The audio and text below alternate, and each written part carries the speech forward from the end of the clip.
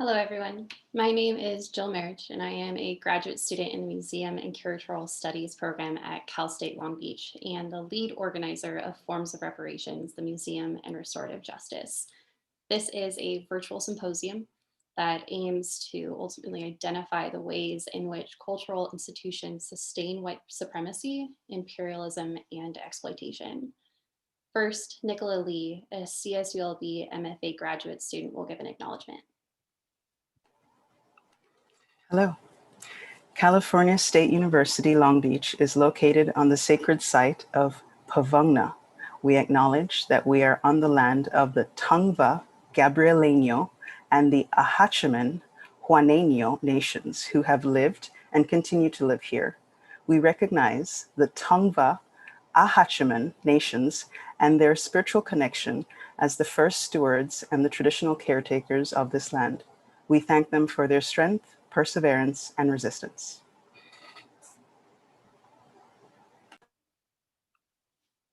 Thank you, Nicola. This event was conceptualized by the School of Art Concerned Students of Color and Allies in 2018 and then passed to us, making it a collective effort within the School of Art. We would like to acknowledge our advisors, both Nizan and Julian Myers-Szupinska, as well as our funding sources at CSULB's School of Art, the Instructionally Related Activities Grant Allocation, Associated Students Incorporated, and the Beall Center for Art and Technology at the University of California, Irvine. In this virtual format, we ask that attendees submit questions for our panelists through the monitored Q&A functions within both the Zoom webinar and the YouTube live stream. We'll be able to ask these on your behalf during the Q&A portion of the session. If your question is directed at a specific panelist, please make sure to note that within the question itself. All presentations are being recorded and will be made available for later viewing. It is my pleasure to introduce today's moderator, Andrea Guerrero. Andrea is a recent graduate of CSULB's MA in Art History program, where she studied and researched strategies of resistance by way of artistic production development by contemporary Latin American and Latinx artists. As a student, she was an active participant in actions organized by the School of Art Students of Color and Allies in solidarity with Lauren Woods and Kimberli Meyer following the pausing of American Monument at the University Art Museum, now renamed as the Carolyn Campagna Cleefield Contemporary Art Museum. Thank you for being here, Andrea. Hi, Jill. Thank you so much for that introduction and for all the work that you have done to help realize this idea that we, the School of Art Concerned Students of Color, conceived of 2 years ago. It's super exciting to see our ideas and concerns continue to live on within the School of Art and also engage with the larger critique of art institutions and performative allyship. So this whole symposium means a lot to us. And thank you all who are joining us today via Zoom or YouTube. It's exciting to get to reach all of you, even though it's in a really weird way. Now it's my pleasure to introduce the two individuals who are going to be joining me today. First off, Lauren Woods is a conceptual artist who currently works between Boston, Los Angeles, and Dallas. Her interdisciplinary projects, film, video, and sound installations, socially engaged public interventions, and site-specific work engage history and socio-political systems to critique structures of power. Her primary research traces racial histories in the built environment through monument/memorial work. Driving Woods' critical and creative inquiry is the question of how best to translate the practice of traditional monument making into new contemporary objects of public memory that serve the movement for racial and historical justice. Woods holds a BA in radio, television, and film, and a BA in Spanish with a sociology minor from the University of North Texas. In 2006, she received her Master's of Fine Arts from the San Francisco Art Institute. Her work has been exhibited throughout the US and internationally. She has been a recipient of grants and awards from institutions such as Creative Capital, the Tribeca Film Foundation, Art Matters, College Art Association, Alliance of Artist Communities, and the Nature Sculptural Center. Thank you, Lauren, for joining us today. It's going to be a great conversation to be had. I'm excited. I'd also like to introduce our second panelist or conversationist, Kimberli Meyer, who is an independent curator, cultural producer, and architectural designer. She was director of the University Art Museum at Cal State Long Beach for 2 years, and before that led the Mack Center for Art and Architecture Los Angeles at the Schindler House for nearly 14 years. She has organized many exhibitions, publications, and programs, and has been working with Lauren Woods on American Monuments since its conception. Kimberli, thank you so much for being here and for taking the time to talk with both of us. Also excited. Thank you. So just a little bit of background on why I'm here. I was a student at Cal State Long Beach when American Monument was brought to the University Art Museum.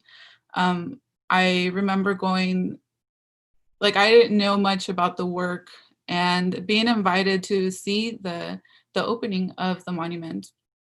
I was a little bit late to the opening, and after spending like half an hour trying to find parking and finally walking into the museum and expecting to see this work, I came into this like scene of chaos. It was, people were crying, there was a weird silence, and I had absolutely no idea what was going on. And I think a lot of people in there also did not have a clear understanding of what had just happened.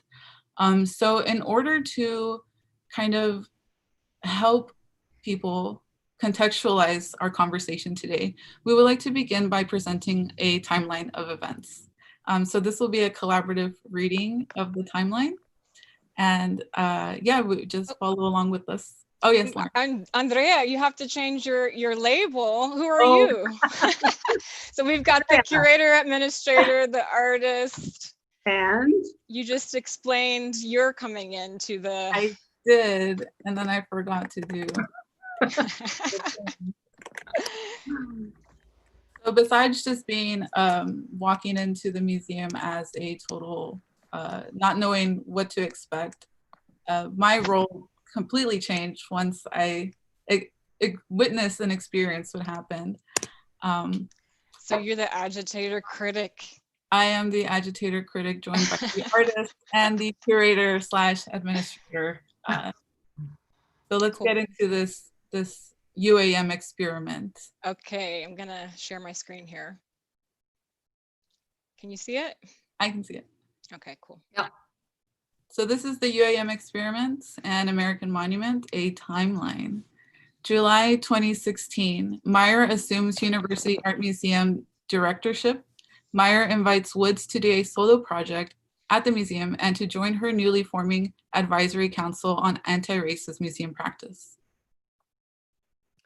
September 2016, Meyer calls a special museum staff meeting to announce a 5-year focus on structural racism with the goal of finding ways to disrupt white supremacy in all aspects of museum work.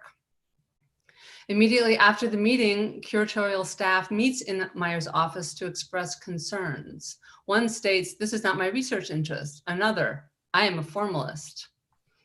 Meyer begins working with American Indian Studies Chair to develop land acknowledgement to precede all public programs. Spring, summer 2017. Monthly vision staff meetings are established to formalize anti-racism work. A CSULB student is hired as a Getty Maro multicultural intern. Tensions between some staff members manifest in response to the Getty intern having an equal voice in the mission meetings to discuss her lived experience as a Black and Chicanx woman and aspiring cultural worker. Conflict between one staff member and the Getty intern comes to a head when a staff member tells the student intern she was working above her position. The intern reports her incident to Meyer and the Office of Equity and Diversity. The student relates back to Meyer that she does not feel supported by OED. OED alerts Meyer that she cannot mediate between the student intern and the staff member. College of Arts, or otherwise known as COTA, dean warns Meyer that some staff members are expressing that they do not feel taken care of, quote, and feel, quote, invisible, unquote. September 2017, Meyer suggests anti-racism training for all museum staff as a group as part of the work towards building an anti-racist museum practice. OED receives an alert from one or more staff members and calls Meyer in for a meeting. OED advises that such training cannot be required and directs Meyer to concentrate on art and programming and avoid UAM's structural focus that could prompt self-reflection. December 2017, Woods makes a site visit to the UAM to discuss the future solo exhibition, discusses current research on police brutality, and seeds the idea of turning the museum into a monument rather than launching a traditional exhibition. January 2018. In collaboration with the School of Arts Museum and Curatorial Studies graduate program, the UAM Reading Club is established. The initiative creates an interlocking program for museum staff, art history students, and faculty, as well as museum stakeholders, designed to establish a baseline for discourse around race, contemporary art, and museum work. February 2018, Meyer and Woods meet to discuss monument proposal in more detail and agree to launch the work at UAM. Meyer calls a special staff meeting to announce the specifics of Woods' project, what would become American Monuments. A working team of staff and students is put together to begin Freedom of Information Act requests on the cases of police brutality identified by Woods. Some staff members approached the CSU employee union to register a complaint that campus police should be notified, involved immediately in the UAM's launching of American Monument. June 2018, a high-level public affairs official at Cal State Long Beach learns of American Monument. He urges the museum to, one, put out a statement saying that the views of the artist do not reflect the views of the museum, and two, organize a town hall meeting with local police as part of the opening. Meyer declines to do so. July 2018. Woods is in residence in LA, working intensively with Meyer and museum staff to launch American Monument. Kotad Dean tells Meyer that some members of the board have voiced concerns about the American Monument. August 2018. Administrators at CSULB voiced alarm around American Monument, reportedly due to fears that it would attract white supremacists to the museum and prompt violence. Meyer is informed that the CSU employee union was threatening to call Cal OSHA on the basis that employees were in danger and feared for their safety because of American Monument. In a series of high-level meetings, the administration tells Meyer to set up the museum's free admission as ticketed only and refuse non-ticket holders entry into the museum. Install a panic button at the front desk, which if pushed would automatically summon campus police with guns drawn. Produce a trigger warning statement for American Monument in collaboration with the Dean of Student Life outside the museum. Be boldly present every open hour at the museum during American Monument's run. Arrange for a private walkthrough before the launch for campus administration and police. Provide transcripts of all recording to be used in the artwork. PR staff repeatedly attempted to change language in promotional materials to reflect a more police apologist tone. Woods expresses objections. UAM hires a curator of public engagement to work on public programming and visitor interface for American Monument. Curator is an artist and former museum administrator with a long history of engaging LA area publics and challenging systemic racism. Meyer instructs relevant staff to direct potential irate white people calling in or engaging the museum to her, and everyone else to the engagement curator. Meyer is called into OED and reprimanded for not following a colorblind protocol, citing guidelines for interviewing potential employees in a job search process that were not applicable to the specifics of the situation. Woods officially names the project American Monument, creating tensions with the PR staff due to timing. Some staff members expressed discomfort to both Meyer and Kotad Dean about working conditions under launching a process-based artwork. September 10th, 2018, transcripts of a selection of American Monument recordings are provided to the administration. September 11th, 2018. Meyer is terminated from her position as UAM director. COTA Dean and Administrative Services Manager become temporary co-directors of the UAM. September 14, 2018, Woods and Dean give the scheduled private tour to CSULB administration and campus police. September 16th, 2018. At the launch of American Monument, Woods pauses the public production process that would complete the work in protest. Calls for restorative processes to take place. Lauren calls for restorative processes to take place and for Myers' reinstatement. September 18th, 2018, Meyer files an appeal to her dismissal. Excuse me, Meyer files an appeal to her dismissal. September 19, 2018, during a scheduled College of the Arts artist talk, Woods invites the editor of the campus newspaper to publicly interview her, turning the lecture into a forum for students to discuss the situation. The forum lasted 5 hours. September 25th, 2018, COTA Dean holds campus town hall with a member of UAM staff to answer questions regarding recent events. October 2018, CSULB makes first public response to the conflict through a statement from the California State University Employee Union campus representative in the Long Beach Post. This representative is also the development coordinator for COTA and works under the dean. The representative criticizes Meyer for not communicating with campus police about American Monument and cites this as an example of her oversight as director. Students protest the administration's actions and call for restorative justice. Protest and organizing continues through spring 2019. Still October 2018, COTA students of color and allies push an open letter to CSULB administration and the UAM. Meyer and Woods send a letter to CSULB administration and UAM board members to request a restorative process, or at bare minimum, an in-person meeting to offer a way forward to continue the work of American Monument while Meyer's appeal is in deliberation. Parallel museum is proposed.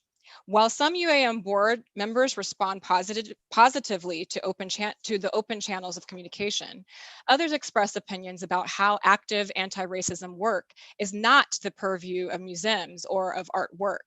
However, they also have never seen racism at CSULB, and they also express how the artist is, quote, holding the museum hostage to solve racism. November 2018. COTA Dean and Provost respond to Meyer and Woods' letter, cutting Meyer out of the communication. They express desire to unpause American Monument's production process.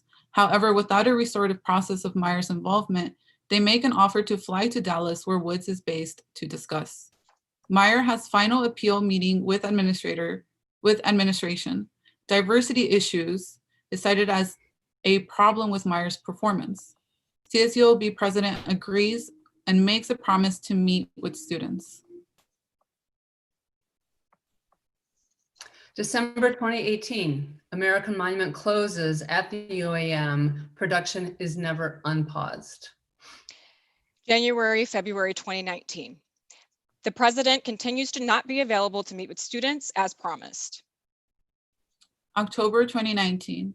American Monument launches at the Beall Center for Art and Technology at the University of California, Irvine, supported by the School of Law, Social Ecology, African American Studies, Art, and Art History.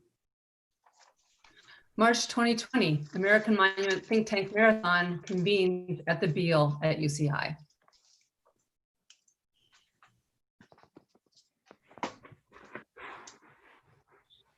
Well, as we can see by this timeline of lots and lots and lots of events, American Monument had a very complicated trajectory as it started at Cal State Long Beach University Art Museum, now Kleefeld Contemporary. And one of the things that stood out to me as a student while I was there, right, because people didn't have this timeline to reference. They didn't have the behind the scenes knowledge to make an informed opinion about what was going on. And I think a lot of people were scared to talk about the work and the ousting of Kimberli as director because they didn't know what was going on. So in the midst of all this uncertainty and confusion, rumors and speculation, there was a ton of misconceptions about American monuments, like what the work was about, what themes or issues it engaged, the objectness of the work, and essentially just why there was so much pushback about the work. So to begin this conversation, I'd like to ask Lauren to kind of address and clarify these questions, right? As a work of art, what is American Monument? What does it entail, and how did you and your collaborators envision the work functioning within the museum? Goodness, I'm like, where's my notes? I don't even know. No, I can answer it. Well, okay, so American Monument was conceived to be this sort of intermediate nomadic monument. The idea is that it could go to any site in a city and take over the existing architecture to create a space, an active space to look at systemic racism through the phenomena of police brutality specifically. So the idea as a monument has a traditional monument has sort of the reflective space where the artwork is, the representational artwork of the issue is. And then often they have attached to it a thing called a place of information, which is the space that you go to learn about what the monument is about and look at history and documents and these sort of things. So American Monument was conceived in the same way. The centerpiece of the work is a grid that contains turntables on pedestals of different documents of police violence, police brutality, police murder of Black people, particularly unarmed Black people. Each pedestal with a record, a turntable with a Black acetate record on top signifies one murder. So the idea is that as the monument moves from site to site, the grid will go in scale, reflecting how large this issue is as we begin to examine more cases. So that's the centerpiece of it. That's considered the artwork. And then the place of information is sort of an experimental space. So we're taking the idea of when a viewer comes in to learn more, but turning that into an active space where it is co-produced and co-built with the public upon the monument's launching. And basically what needs to be on the walls for us to start to unpack and really understand this issue and all the aspects of it, particularly the legal system and the legal imaginary that keep us locked in this sort of cycle. So the idea is that a public, through symposia, through think tanks, would help us hone and decide what goes on the space of the white walls of the place of information. It's also thought to be the monument is supposed to serve as a pedagogical tool and also a translational, or doing the translational work between sort of the specialized fields of knowledge like the law, like criminal procedure, criminal how you learn how to be a police officer, all those policies and things, translate all of that content into something that we can understand so we can get beyond the sort of superficial engagement with the issue that we have on our timeline. And every time there's a trigger moment that we're reacting to another instance of Black murder, Black death. So Kimberli, so I started this work, I think it was 2014 or so. This was after George Zimmerman murdered Trayvon Martin, after Darren Wilson murdered Mike Brown, and the first wave of the movement for Black Lives kicked off. And so because of the movement for Black Lives, the sort of response from different jurisdictions that's different this time is that different agencies are dumping public records into the public space on the internet in a way to appear transparent. So I began sort of collecting these documents and really just trying to take a totally layman's approach, a deep dive into the material. And so the first works that came about, or the first sort of response that came about, was I was comparing the Darren Wilson murder and the George Zimmerman murder. And in their witness testimonies, they both claimed something similar, which was this uncanny phrase that I like to call unblack utterances. An uncanny phrase that they claimed that these 17-year-old teenage boys said right before they were murdered. So with Trayvon Martin, or with George Zimmerman, he claimed that Trayvon Martin said, "You're gonna die tonight, motherfucker." And Darren Wilson claimed that Mike Brown said that you're too much of a pussy to shoot me, as he was looking at the barrel of a gun. And so for me and a lot of my friends, like a lot of my community, we were like, that's another fiction that comes from sort of the white imaginary. In some sort of way, it's produced like that. To me, it spoke more to the white imaginary than it did to the actual moment, potentially. So I initially, just as an experiment, I brought in, because I was interested in linguistics, and seeing if different linguist experts had ever been used in a case to sort of refute these ideas of so-called blackness, black statements and black utterances. So I invited black men into the studio, and I asked them to say this phrase over and over to try to embody it. And the experiment really didn't work because they couldn't say it, right? They couldn't say it in the order that it was stated on this document. So that became, and I put those onto acetate records and then put them into a space. I had a solo show happening, and I think George or Darren Wilson had just been let off when that was happening, and I wasn't sure that I wanted to put that work, or if it was even a work, and I wasn't sure I wanted to put it in the show. But it became clear to me that the way I was feeling, and also how my the conversations that were happening in my community, et cetera, just in public, I didn't want to have an art show that didn't speak to this issue. I didn't want to let there be one moment to not think about this. So as an experiment, I put these records in the space. I rigged up the gallery so that every time someone went unassumingly to put the needle on the record, it totally interrupted everything, the 13 video installations in the show, to have these loops playing. So that became sort of the prototype for what became American Monument. And then, as we said on the timeline, Kimberli invited me to do a solo museum show at the UAM in 2018, or no, 2017, 2018. 2016. Goodness. And I was still deep in that work. I was still doing Freedom of Information Act requests and things like that. And I had always thought about just growing the grid. I kept thinking about a grid. So once I saw the space, and I was like, Kimberli, what do you think about this? I don't know about a solo show right now, because I'm really into this research right now. And Kimberli was fully in, right? And it was an idea that required collaboration, a lot of process. And so what people don't, I guess, understand is that or don't know, is that what's behind sort of what's visual, right? So that year we had Kimberli organized a group of CSULB students that were intensively in a Freedom Information Act request process, requested over 200, made over 200 requests.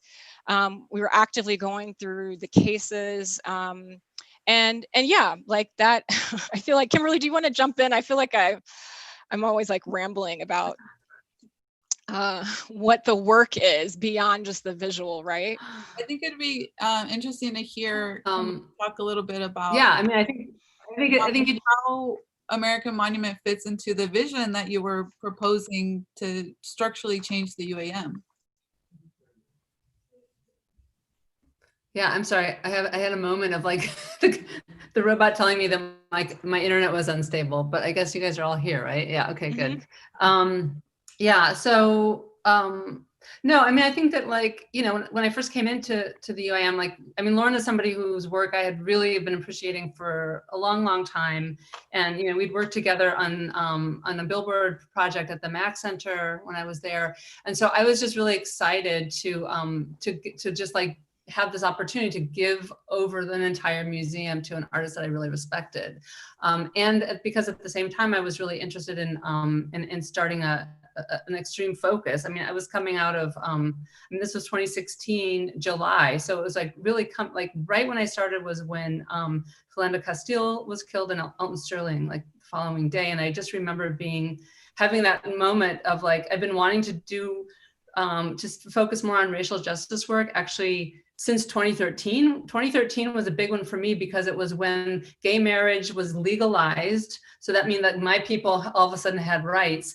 And it was the same because that was a Supreme Court decision. And at the same time, the Voting Rights Act was gutted. And so I felt that sense of like, okay, so I attained, the phallus, like I could marry my choice of awesome woman, which I did as soon as possible, because God knows when they're gonna actually like reverse that.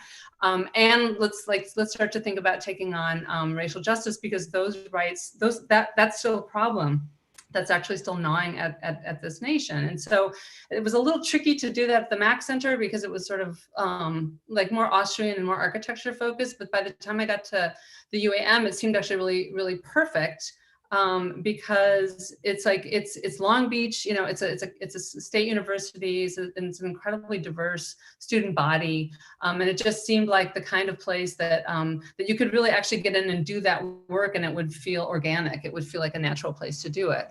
And because Lauren and I had been in dialogue for so many years, and I was really familiar with her work around the Jim Crow, like whatever relics, in Dallas, and thinking about race in general in this country, I really wanted her to be part of my council to think through like what an anti-racist museum practice would look like. And so she was the first one. She was the first artist I called, and she was the first one that I invited onto this council. So I really feel like it was an important, it was an important collaboration from the beginning, because it was like she had so much knowledge and she's such a critical thinker that I really needed that in order to be able to proceed and to start to build. And so when she came up with this idea of American Monument, that it was not just like a solo show, which of course was what I thought of when I first asked. I hadn't conceived of anything other than that. But this idea that like, this is why I always feel like it's so important to trust artists. Like if you're working with a good artist, they come up with the best ideas that you could never in a million years like come up with by yourself. And so just try to stay really open to that.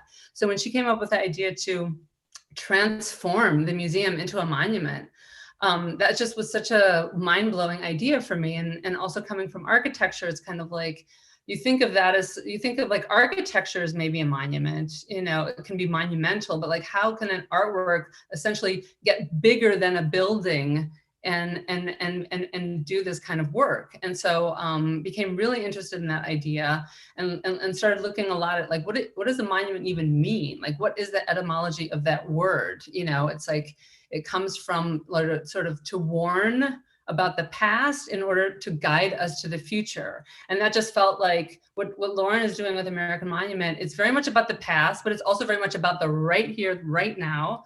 And it's very much about our future. So it felt like very alive, very, just dynamic, because it required people to do all this work. It wasn't just the students who were doing these FOIA requests, but it was conceived as something which not only grows and travels around the country, but as it's in situ, it's actually like the research is being produced. And I think one of the key sort of elements of that work that Lauren brought to the table was that you can't have a passive relationship with these kinds of things. You can't, if you want to make real structural change, you can't just wait and let somebody do it and then you go interpret it like a very traditional piece of artwork. You actually have to get involved. Change doesn't happen unless people get involved. And so this felt like such an interesting idea to try to like really bring together these kind of these concepts and make it into something which I just had never seen before. And it's interesting how the work, it's an action-based work, right? Which requires viewers, staff, anyone who's interacting with the work to involve themselves actively in, to work towards social and racial justice, right? And I think when you think about this work in tandem with the vision that you had for the museum to turn it into more of an anti-racist, anti-white supremacist institution, it's a perfect fit, right? It reinforces and helps your mission by way of engaging a larger community, not just the staff. But what we saw was that the monument didn't exactly function the way that you guys had envisioned, right? But it also kind of did, because the work is meant to critically analyze the system of policing, right? What goes in the minds of these officers and vigilantes who are so obsessed with the idea of policing. So in a way, even though all of that was kind of pushed to the side because of all the internal weirdness about your ideas, Kimberli, about changing the museum's practices, what the work did was it kind of revealed a different set, well, seemingly different set of structural problems, right? The structural problems within the museum and why this work wouldn't be able to function in a space that isn't really conducive. So I wonder, like, how was the work affected by the kind of resistance? Well, first of all, like, talk a little bit about the resistance that you guys were met with. Kimberli, you can address this a little bit more. And then how was the work affected by that kind of resistance?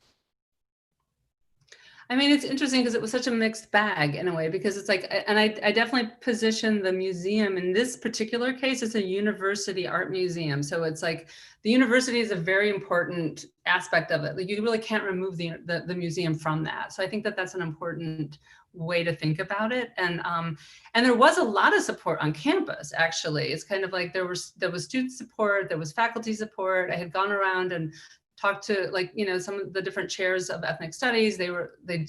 Many of them joined my advisory board. And so there was, among a certain population, there was a lot of support for the project. Among other, where the resistance really came in, I think had to do with the administration was certainly resistant, and certain people on staff were also resistant. And I think that came from feeling like that the mission was being derailed, that I was somehow coming in and wanting to talk about something which didn't seem to conform to the usual ways that like art had been thought about up until that point, or not even just art, but like museum practice in general. Because one of the things I feel like is really important is that it's not just a diversity project, right? It's not about, like, of course, you show more people, you show more, you know, artists of color, you collect more artists of color, you fund more artists of color. That's kind of obvious. That's sort of like the low-hanging fruit in the problem.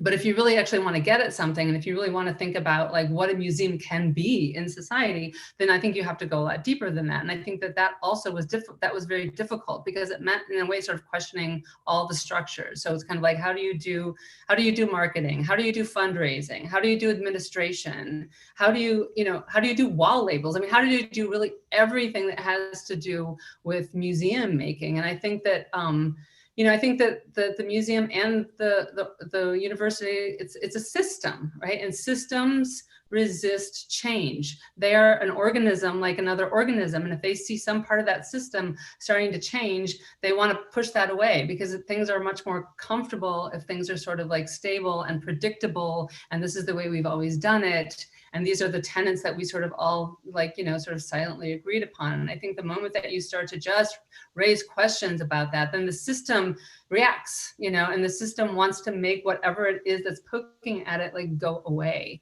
And so that's kind of how I read the situation, and still do. Yeah, I want to add, like, especially if those systems are produced out of white supremacy and capitalism, right? Like, I mean, that's the thing that you kind of got at it a little bit, on Andrea. Like, the project, was it doing what it was doing? Like, was it doing what it's supposed to do? If the mission was to disrupt white supremacy, well, there was a disruption that happened, right? And the thing is, and it's a thing that I always have to remind myself, even in the midst of what feels like very painful conflict and moments, is that if you're attempting to make shifts and intervene in these structures and institutions, it's going to buck back. Like if it was going to just embrace like very easily, then we wouldn't be having to do this work, right? Right. So that's just, so I wanted to add that. And I just wanted to reiterate or just sort of lift up again what Kimberli is saying to make it really clear. What really excited me about coming on to first Kimberli's advisory board, but then feeling comfortable enough to bring the idea that became American Monument to work on it with Kimberli at the UAM, was that I saw that this was not, the mission wasn't or the focus, I should say, wasn't a project of diversity and inclusion and representation. That is important, but that's not what this was. This really was attempting to push forward justice work, and that was completely in alignment with just the what I had been trying to do with my practice in general, in different projects. And so I was super excited about that, to hear from a museum director, like to hear that this sort of charge coming from leadership. And I want to also state that what I also really admired was that Kimberli was like, we don't need to do a press release and make a big like this is our focus and like everybody give accolades and, you know, we're doing racial justice, people, like here's our letter. Like she was just like, no, this is what we need to do and we're gonna do it. And there's no need to like do a whole press release and a press strategy and everything else. Now, in the end, maybe if people had have known about it, right, like then there would be more people to come to protect it, maybe. But I do think we tend to get really caught up in virtue signaling. And that's, to me, was what like really drew me in to knowing that Kimberli was the right leader for this, because I saw like all of those things fall away, that this was something really genuine and authentic that she was committed to pushing. And that I think that was also the feeling amongst a lot of the students who had like any kind of information about this project. I mean, granted, I think prior to Kimberli's tenure at the UAM, there was very little like collaboration or communication between the museum and the student population in general, right? Not just within CODA and not just within the School of Art. And even then, I think, like aside from that, one of the things that the Cal State Long Beach School of Art School gets criticized a lot about is for being like hyper focused on formalism, right? This notion that like that's what is being taught, that is what's being foregrounded. And so when you bring in a work that's challenging those ideas of formalism and you know, demanding that you look at art beyond representation, it makes it really difficult for people to adjust to that. And so I think one of the things that stood out to me at that time was that this fear that the university had about white supremacists showing up to protest, right? And their solution to that was to involve the police, which, like, as a brown person, and I think a lot of other students of color who were active at this time, like, we just couldn't understand how they couldn't see how tone deaf that reaction was, right? Why would you bring police to the anti-police brutality show? It just was, it didn't make sense to us. I mean, So especially since there was also a history of the alt-right already on campus. Exactly. I think just like previously, or maybe following sometime around the same time that this was happening, Turning Point USA came to campus and the police were called in to protect them, right? Students were actually being, I think some students had actual physical contact with police officers being pushed around and things like that. So why would they think that students would feel safe with police, given the history of police on campus, but then also given the history of police brutality and violence that this work is engaging? And so that's where we saw one of the first major disconnects, right, between the university and their understanding of the work, because they fundamentally believe that the police is a agency that maintains order and provides some kind of safety, even when presented with actual official evidence to the contrary, right? Which is basically what American Monument is, one of the things that it offers. So the critical analysis of policing that American Monument encouraged and facilitated was being like completely ignored by the university.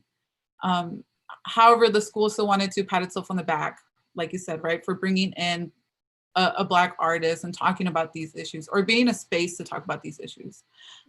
So I see this like notion of policing, right? Policing what art is, policing what museums do, what they can and can't do, policing what students can and can't do. And I wonder, for Kimberli, like, do you think museum practices as they have traditionally existed, like, do you think they are informed by policing?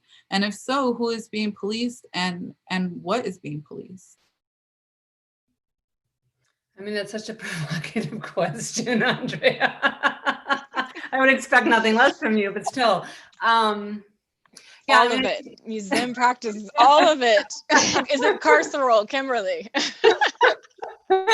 Microphone. I mean, what's interesting is kind of like, I mean, if you think about what are police supposed to protect, right? What are they serving and what are they protecting, right? That's always like the thing on the bump, like on their cars or whatever. And it's like, yeah, if you think, I mean, traditionally and today, police protect private property, they protect white privilege, they protect the status quo, right? And so in that sense, yeah, I mean, that all of those things actually could easily apply, I think, to museums and how we think about like museum structures. And I think that like issues around safety, it's really interesting, like who gets to be safe in these systems? Who has to get put away and who gets to be safe? And I think that there's probably a lot of interesting kind of like overlaps there too. And even down to the detail, like one of the things I kept going back to, and I have to think about this still more, but these kind of parallels between what we were finding out as we were doing all this research into police brutality and looking at the cases and looking at you know, the transcripts and the prosecutors' reports and all the stuff that was coming back. And as we continued to do that research, like together with a law school at UCI, it was like, there's so many little things which like the tiniest infraction, like Sandra Bland asking, like, you know, can I have a cigarette while she's being pulled over, and then the cop saying like, no, you can't have a cigarette, and it's like, can she have a cigarette or can she not have a cigarette? And I remember, like, you know, the lawyer who was working with us a lot, the associate dean at UCI, the law school, who was saying, Karen Gustafson, who was saying, yeah, it's really classic to have some tiny little, it's not even a law, it's just like some little like rule in some whatever book that, like somebody got, that could be that thing that gets pulled out to then boom, you're in jail, and then boom, you're dead. Like it can be, you can actually trace this kind of administrative nothingness that can actually become really big. And so I also can see that there's some sort of parallel. In some ways, there was a parallel with how we were moving through with this work, you know, at the museum and at the university. And I think you could probably also pretty easily make that jump, you know, in the museum world in general. That like it's some weird, like, it's just some weird like subsection of some code somewhere, you like know? the car deodorizer hanging from a mirror as the means, the law in the books that allows any police officer to pull over someone, even though they don't apply it to everyone, and then, you know, tracing that to a murder. Mm-hmm. Mm-hmm.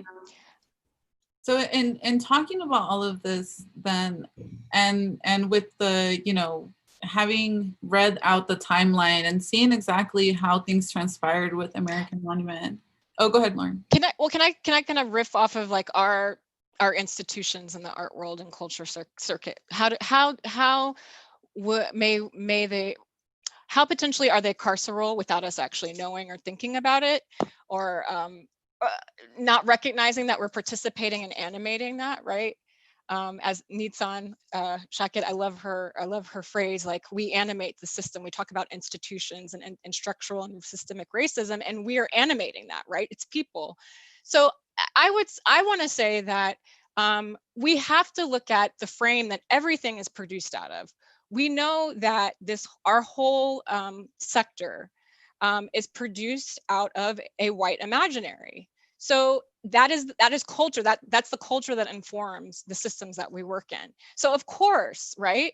Of course, there are systems of oppression that are built in to the ways that we work, and particularly the influence of corporate culture in institutions, and that occurs in the cultural world as well, right? We tend to be trained according to how to handle conflict, how to handle differences, how to structure time, all of these things, we tend to be trained and conditioned by corporate culture and the capitalist production of time. And so that's what people tend to lean on when things get difficult or we venture into the unknown, right?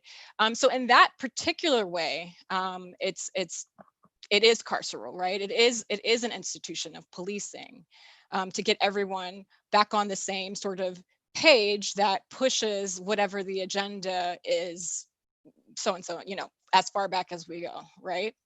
Mm-hmm. And so in response to like those reactions, I guess, against any kind of disruption to these systems, well, specifically at the UAM, you, Lauren, called for a restorative process, right? And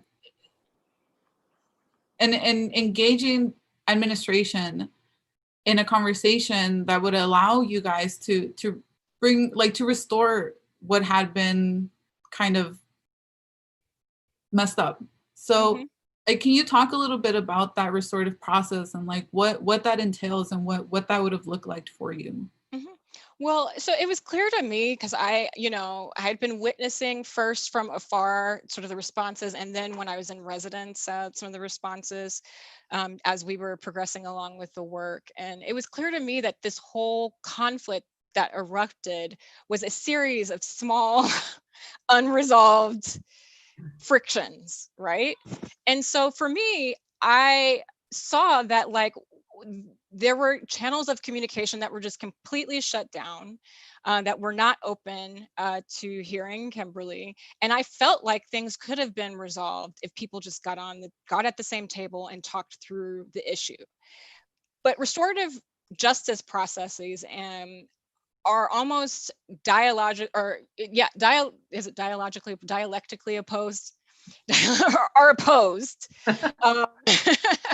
to corporate culture, right? When you have lawyers and unions and you're afraid of being sued and all of these things in play, the idea of coming to the table to open things up and actually potentially admitting that maybe the institution took a wrong step somewhere, and like, okay, all of the sort of parties in this whole conflict, can we all acknowledge where we could have done things better, right?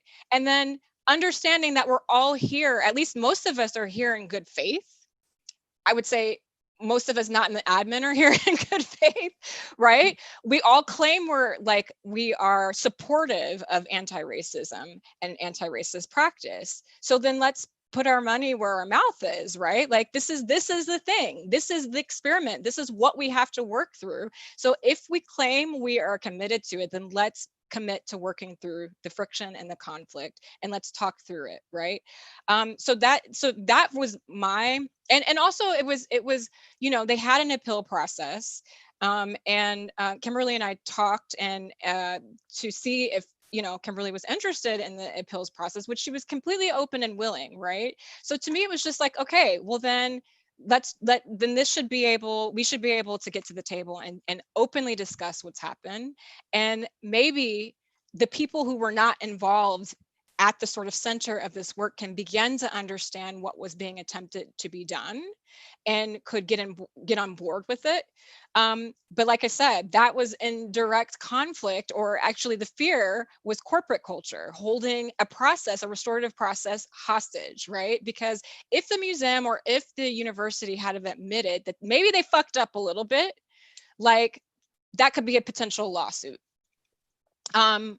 Maybe not from Kimberli, but from other people who, as we sort of, this happened, like there were different sort of former CSULB like employees, different students, faculty that were sort of whispering about different conflicts that had happened at the university. So potentially, maybe it wouldn't have been like Kimberli suing, because that wasn't her intention. But maybe it would give grounds to other people who wanted to go through the legal channels for some sort of resolution to their issues, right? So in that sense, this is where I think the university, as opposed to just an independent nonprofit museum institution, really the bureaucracy wouldn't allow that sort of process to take place, and potentially it could take place in other situations. Right. Yeah, I'd say the bureaucracy definitely made it difficult to engage in a collaborative process of restoring, what happened, of finding a solution to this conflict in a way where everybody is involved and everybody's being heard, and also like certain demands are being met, right? And I, just to circle back to the timeline, like one of the things that was proposed, I think in October, was this idea of a parallel museum. And then, if you don't want to sit down with us and talk to us about, how to change the structure of the museum, well, then give an opportunity for an alternative space to exist where you can actually do those works without having to involve all the people who didn't want to really be involved. So Kimberli, do you want to just kind of close out this segment of the conversation with a little bit of details on the parallel museum? Yeah, I mean, the parallel museum came up as this idea that like, okay, nobody wanted to come to the table, as Lauren said, and certainly they didn't want to come with me. I was just like in persona non grata at that point. But they didn't even really want to come to the table with Lauren. And so then we kind of came up with this other idea, which I still think is actually quite viable in general, is this idea that there's the main museum, the main institution, which does its thing, and it's hard to change. I mean, it's like admittedly, and it's understandably very, very difficult to make these kinds of changes and things that are so sort of entrenched, right? But for the period of American Monument, like there's a possibility to just like set up a parallel museum. So it's like the regular museum does its thing, nobody has to change, nobody has to do anything.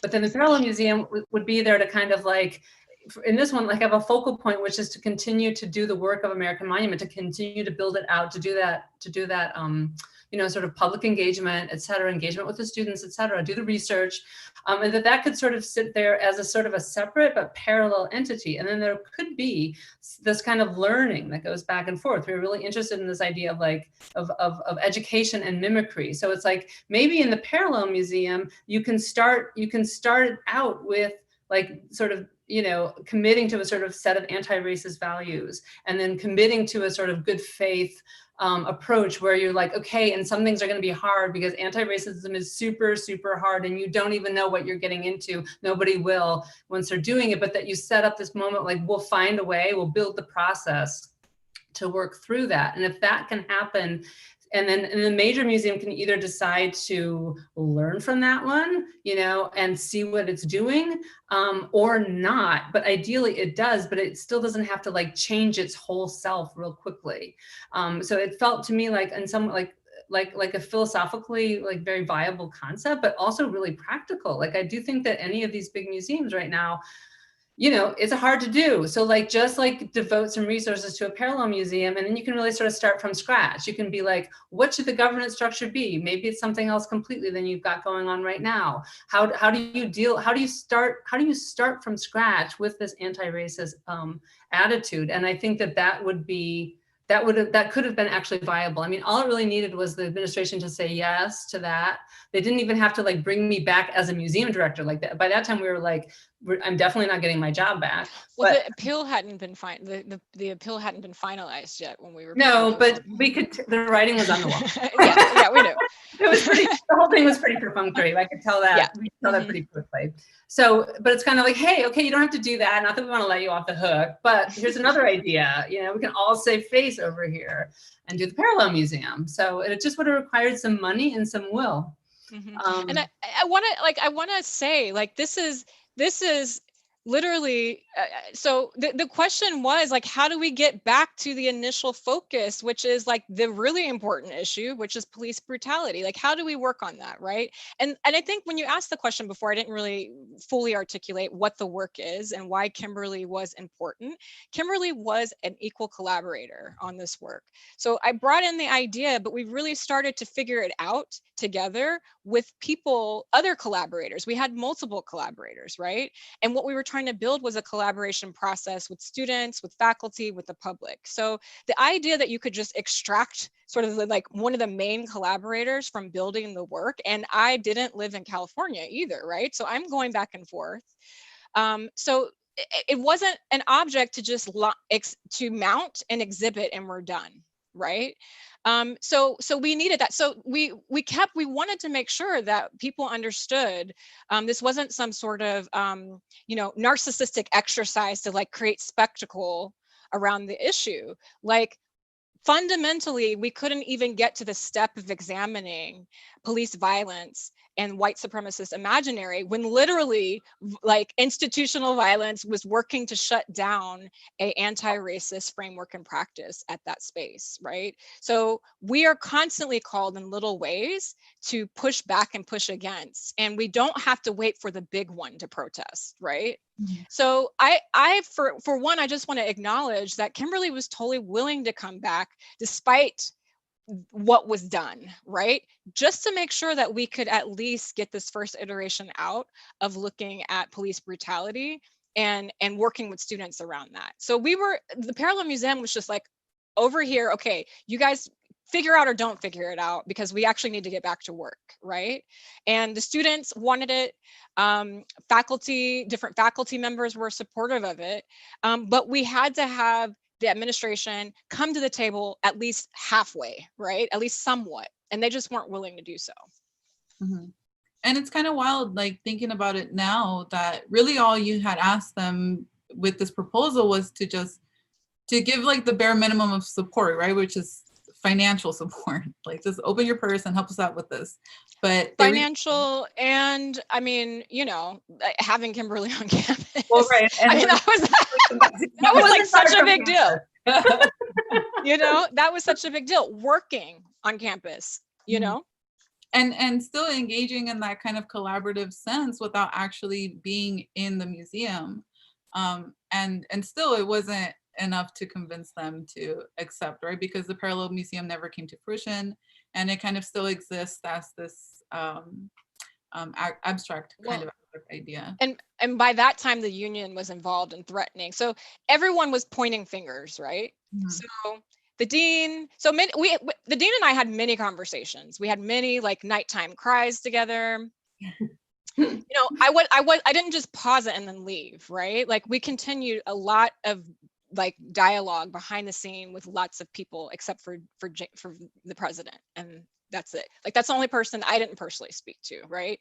Mm-hmm. We had many nighttime cry sessions with the dean. I had many conversations with different people. I'm sorry, I just like lost it because I lost my train of thought because I just remembered something that happened. But do you remember what I was saying? That there was a lot of, you were talking a lot about like all the labor, all the stuff, all that was being done behind the scenes, because everybody was really, well, at least on our side, we were really trying to come through with this good faith effort to just make the work happen. Mm-hmm. So, I was saying the pointing fingers, and by the time that everything wrapped up, the union was involved, right? So the dean was like, my hands are tied because admin basically was like, our hands are tied because the union can threaten to sue. So really at the end, all roads sort of led to the threat of the union suing if Kimberli were to come back. So that's the tie. Why couldn't Parallel Museum happen? Well, because the union was threatening to sue if we continue to work on this with Kimberli Meyer as part of it. I mean, would you say that's right, Kimberli, in terms of characterization? That's. Yeah, I mean, I think this is a whole other part of it that I think is interesting, and we probably don't have time to talk about today, but it is interesting, like the presence of the different unions on campus, I think was a really important part of it. And so, and it also gives the administration a way to not fully take responsibility, because it's like, yeah, the police, like, the police on campus are part of the Long Beach Police Union, and like, Long Beach has a history. Long Beach has a present.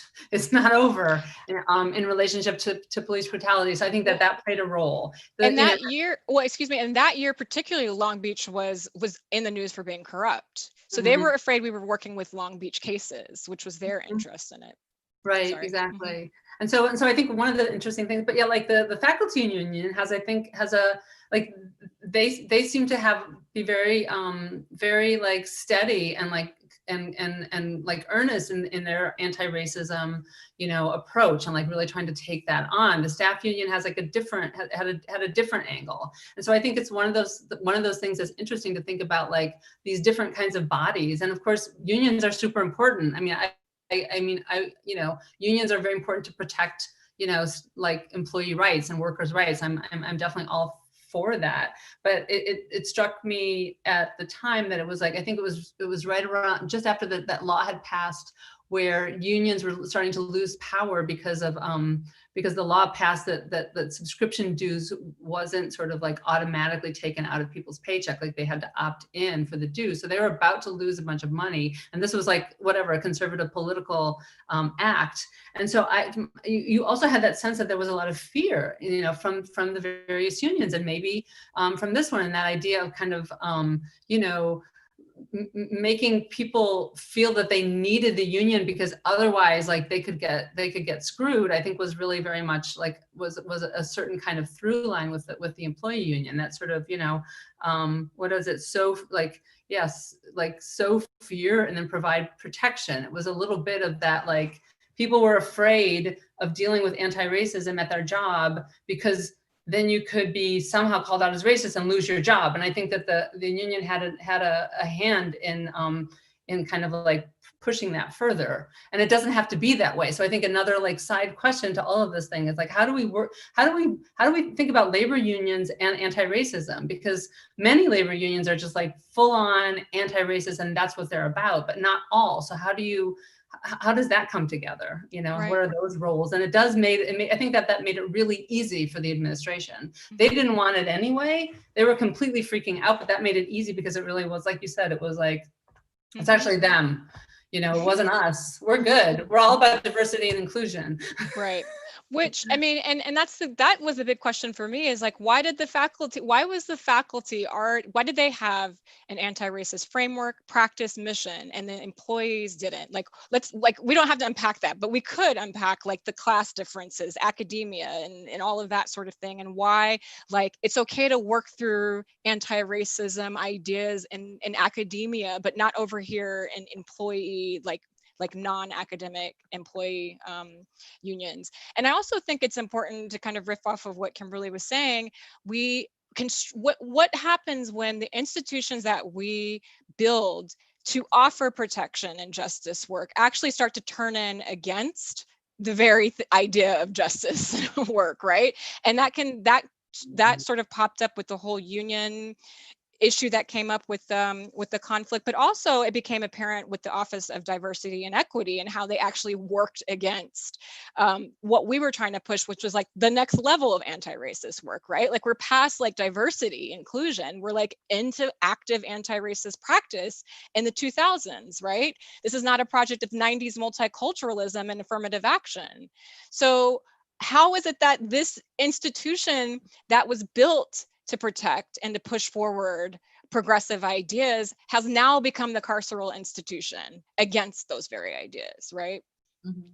And it's this whole, I think we all always circle back to this notion of like, when these ideas become institutionalized, right, then they start to serve a different purpose. They're no longer helping the people that created them, that started them. And it serves to, you know, continue to reinforce the foundation of the institution instead of change it.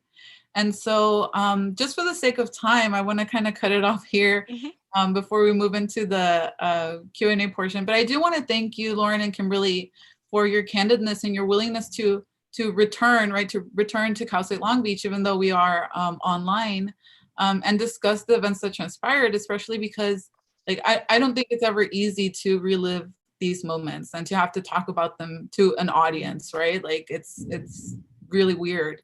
I mean, especially at Cal State Long Beach. Oh my God. So thank you guys so much for coming. And I think like students, everyone who's watching is going to benefit in some way or another from this. And to kind of close this out before we move into the Q&A section, I do want to, we would like to leave the audience with a few thoughts on how to move forward, right? After having experienced all of this, what are the lessons that we learned, and what are the things that we would like to offer to the audience. And Lauren, Can you see the screen? Yeah. Okay. So these are some of the considerations for anti-racist museum practices. And Kimberli, if you'd like to take it from here. Yeah, because I guess it's important to note that like there's so much to be learned, and ideally we don't learn this stuff in vain, because there's just so much, there's so much potential here, I think, for growth. So we came up with a few things. First of all, develop an anti-racist value statement right off the bat, and then commit to it. Commit to good faith approach. It's going to be hard. You're not going to know what it's going to look like. It's going to be worse than you think for white people. But like we can do it, we really can. And so those, I think, there has to be like right off the bat, you have to like just know that that's important. And so that like any good essay that you write, like the concept, the thesis at the beginning, you keep making sure that things, filter back to that. And then if you have a question, you go back to the value statement, you go back to your good faith, attitude. And then I think you have to start to do things like redefine governance structure and institutional processes, because things that look like just little weird, protocols actually can be incredibly violent. And I think it's important to look at all of that stuff anew, parallel museum style, I would say. And also, like, we'd like to offer this idea about suspending threat and fear that comes from confronting racism, which I think a lot of people get really scared when they have to actually do anti-racist work, right? Because white people. We hate it. We white people hate it. And people of color don't want to deal, right? But it's kind of like you do, right? But like when you say like actually like scared. But there, I feel like, because I don't want to go into any personal details, but there were people at the UAM who were not white. You're right. No, you're right. White and white adjacent. Yeah. Sorry. So white and white adjacent. Basically, who could be called a racist, right? Like who potentially doesn't want to be called a racist that could be called a racist, right? So then I also just want to say that like I think anti-Blackness is a specific flavor of racism, right? Because there's all kinds, right? And I think we were very much dealing with this in this case. With anti-Black, yeah. Yeah. And so in doing so, right, you also have to understand that conflict is going to be inevitable. Like people are going to be uncomfortable, and you're going to have some uncomfortable conversations. And so we'd like to, ask people to embrace it as a productive force and find ways to work through it, rather than just like, a complete halt and then just killing any kind of initiative, which would really, really require for people to examine their ego when working through these difficulties. Like stop, romanticizing your profession as, whatever, and just do what you need to do to enact change without worrying about any kind of, criticism or accolades or any kind of things like that. So yeah. And yeah, you do that by remembering that we're all here based on good faith, and we all can circle back and be accountable to the consensually developed anti-racist statement or values practice, right? So we also want to rethink relationship to time and process. I do believe that the idea of time actually can work against, or the idea of white time can be another form of violence. We conceptualize time through the frames and the cultures we live in. And so in this particular society, we're working off of a capitalist production of labor. We're working off of like white time, right? And so we want to re-examine that and understand that like if we're committed to this practice, then we're committed to taking the time as long as it takes to get through it, right? And things can shift. And that goes for process, understanding that it's a process, it's emergent, right? And so we have to like let it happen, then respond, then circle back. So we have to allow that to take place. We also want to recognize when personal reactions are coming out of corporate culture conditioning. That goes back to the idea of giving space to a different idea of time and process. And we want to embrace artwork that moves beyond practices just based on representation. So I think with American Monument in particular, starting with with Kimberli's initial tenure and looking at the focus, what the monument really did as it came in was sort of reveal how people are okay. So everyone's like, I'm Black Lives Matter. I went to the march. I'm cool, like whatever. But people are okay with looking at representation of Black death and police brutality. But when asked to participate in the culture realm, at least, in dismantling it and looking at all of these things we've been talking about, that's where it starts to get a little bit sketchy for the art world, when we're asking people to be active and do more than look, interpret, and consume. Yeah, and finally, actively support artworks rooted in action. I mean, again, trust artists, trust the amazing artists. Don't trust all artists, but trust the amazing ones. Because there's the whole definition of what art can be it can be so much opened up. It can be so much more than you think it is if you're an institution. And so I think that that artworks that are really delving into these kind of like these multiple layers and are rooted in action and actually changing things and not just kind of like, you know, presenting it. I think that's really, there's a huge opportunity there.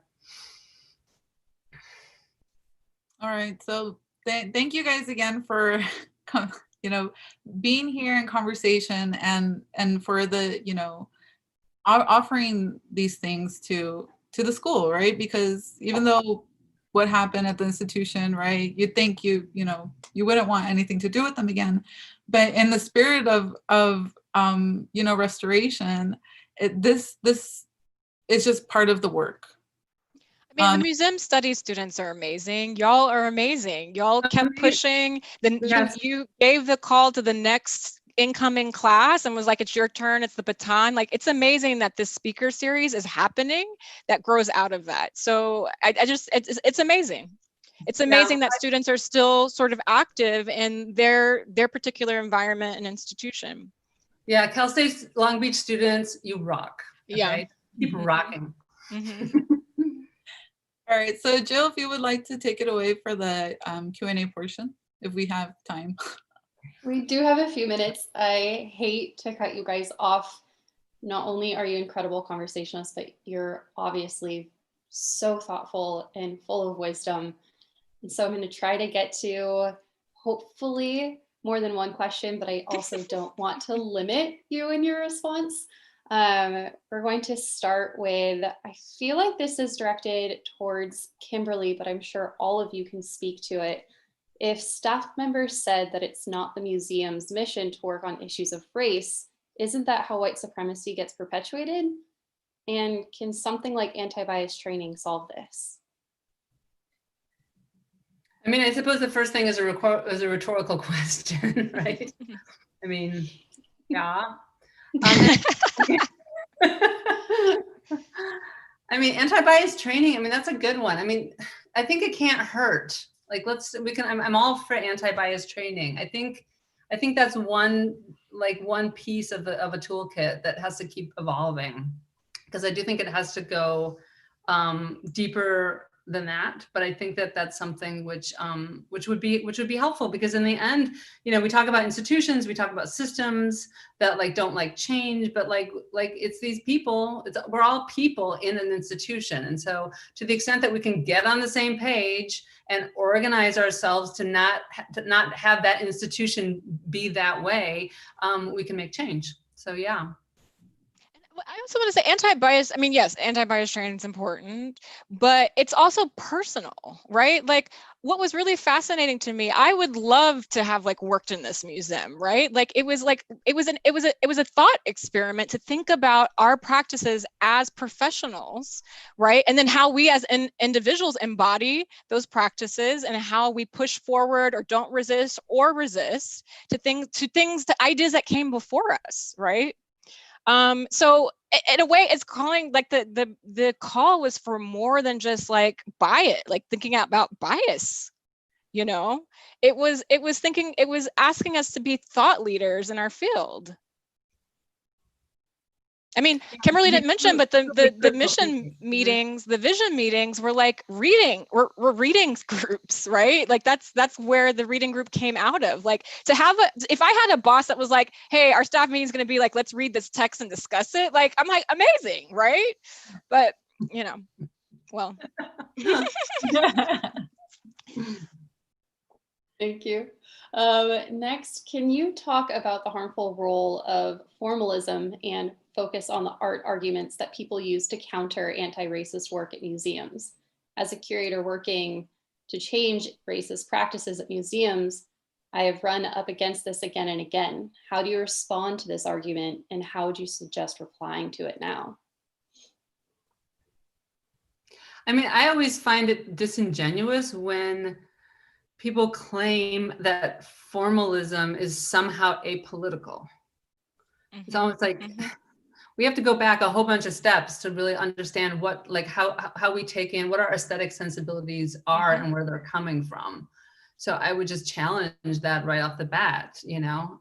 I don't know. What do you guys think? Art historian. Agitator, critic, art historian. I mean, just straight up, sorry, you know, if we want to abide by the Clement Greenberg rules of art, then you need to also recognize, right? Like the CIA was using the stuff to perpetuate anti-communism in the United States. So like you can't, like, there is no separation between formalism and politics. Like, I'm sorry, if you believe that, you need to seriously consider or reconsider and question your education within art. Or labeling yourself a historian. Yeah. You're choosing not to see things, you know, you're being selective with your history, and that's dangerous, right? And that's why we see what happened at the UAM happen, and what we're seeing happening at like museums all across the United States. Yeah, I mean, art and aesthetics are not and are not devoid, are not apart or separate from the culture and the people that produced it, and those people are not separate from the socio-political and historical context that they came out of and responding to, right? Like our ab exer Jackson Pollock was a communist, you know, like a known one, right? Like these ideas, or the avant-garde has always been to again, are at the forefront of resistance. So somehow, like our field of our academic field of art history, and I say this from the position of being trained or coming out of video art and teaching video art at Brandeis University, how just like amazing it is every year that I prepare for this class that the idea of video art aesthetics is taught without, or taught separately from the history of the people who made it and the context it was produced out of. It's impossible, right? So fucking with video signals was a radical act at that moment. And those people had radical politics at that moment. And they thought video and TV were going to save the world, right? Or that a public access to it was going to save the world, right? So how do we then talk about glitch without talking about that, right? Mm-hmm. Sorry, I was yelling. The last thing I want to do is interrupt you. Thank you. Another question that's come in after working with Cal State Long Beach's University Art Museum, now renamed Carolyn Campagna Cleefield Contemporary Art Museum.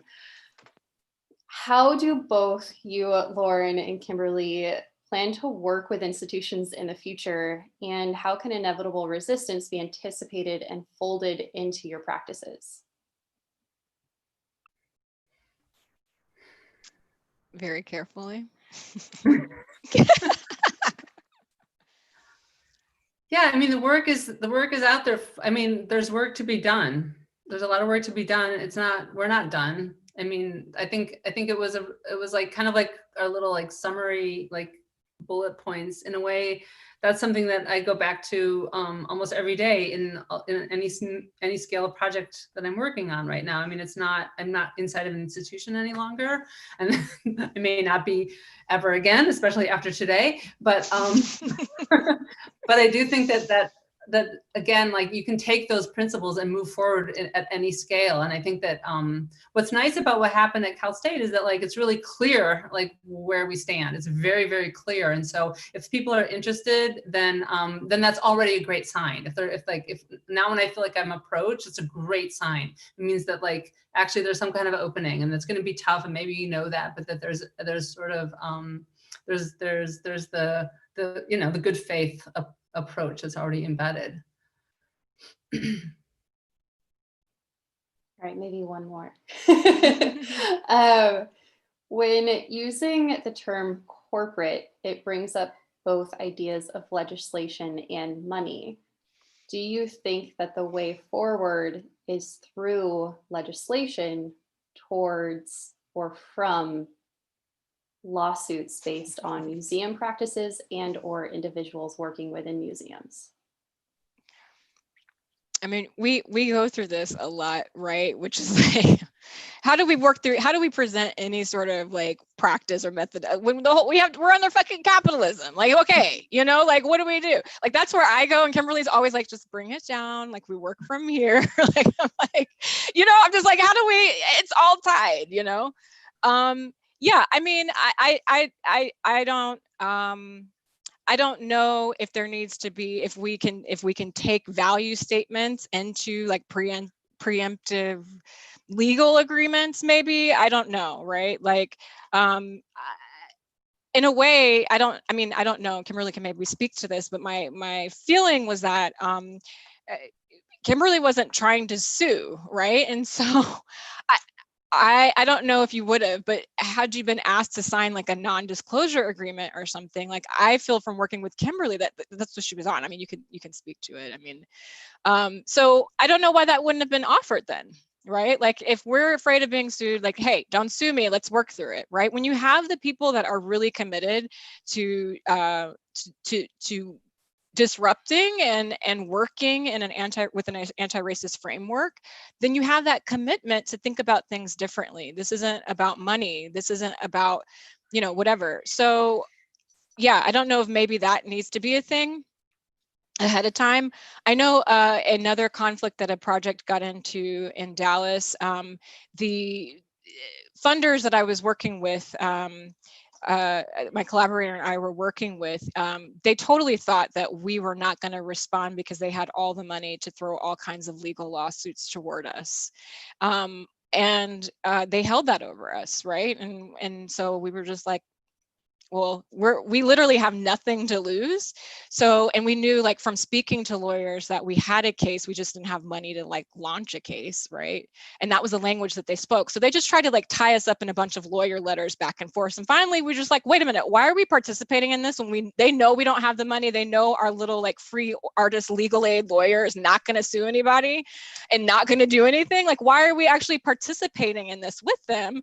We need to actually go to the tools that are our tools that are available to us, that put us in better ground. So that's when we went public and went to the press and let the people and let the communities we're working with know. That's actually what applied the pressure, not the lawyer letters back and forth, right? Because they know we didn't have the money. We literally had a free lawyer for Texas Lawyers from the Arts, right? Who was like in the middle of a divorce. And so sometimes she would write us a letter and sometimes like she was too upset to do it. Like, that was our condition.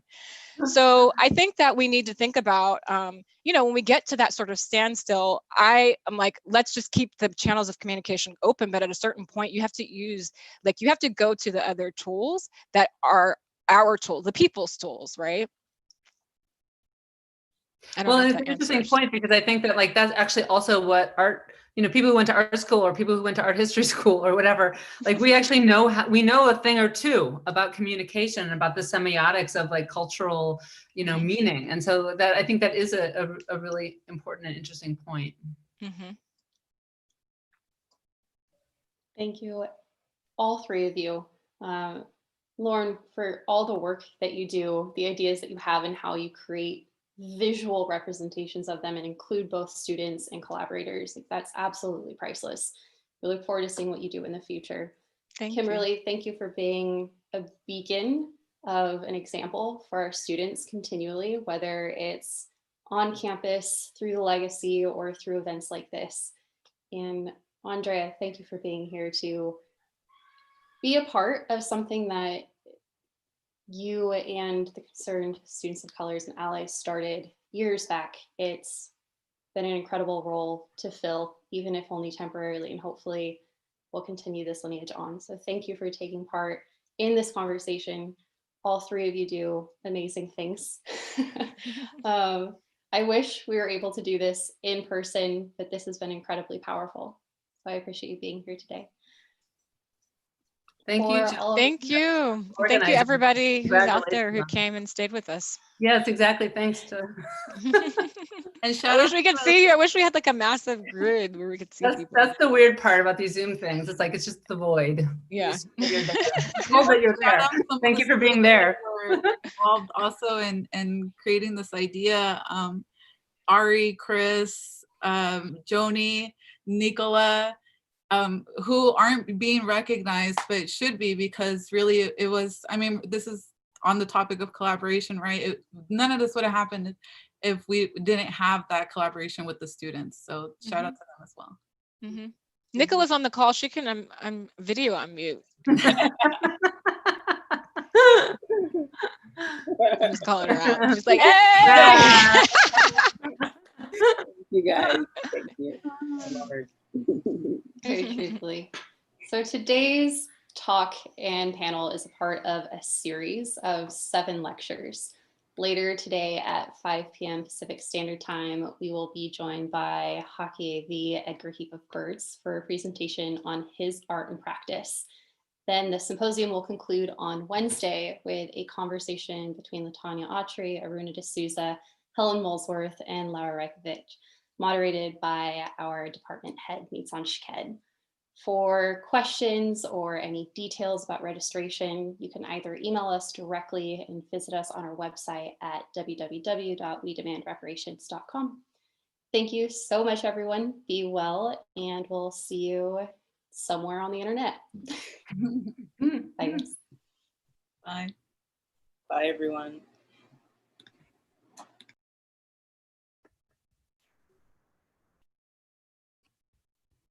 Do we have to log out or we can talk?